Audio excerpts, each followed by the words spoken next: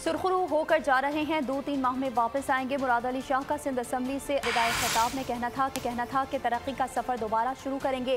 सिंध को गैर मुस्तहकम करने की बड़ी कोशिश हुई, लेकिन पीपल्स पार्टी सिंध में इस्तेहकाम लाई। समझ में नहीं आ रहा कि सिंध दुश्मनी क्यों हो रही है।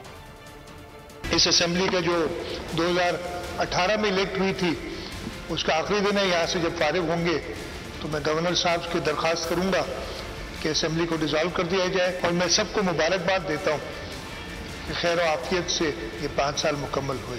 इतने आसान 5 साल नहीं थे।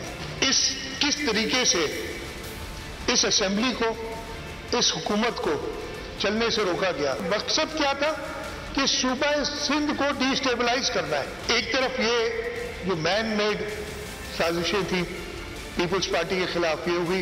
एक वक्त में बड़ा चर्चा चला था कि जी चीफ मिनिस्टर तो बस कल अरेस्ट हो रहा है या परसों हो रहा है। और मुझे कहा गया तो बिलावल भुट्टो जरदारी साहब ने कहा था कि अगर जेल में होगा चीफ मिनिस्टर तो वहां से हुकूमत चलाएगा जेल से। तारीख का अमीन,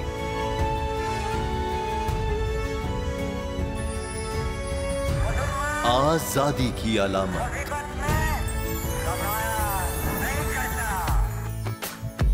हुस्न का आईनादार,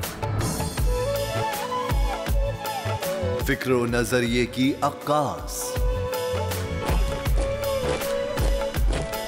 सरफराजी का गवाह, यानी हम सबका निगहबान पाकिस्तान।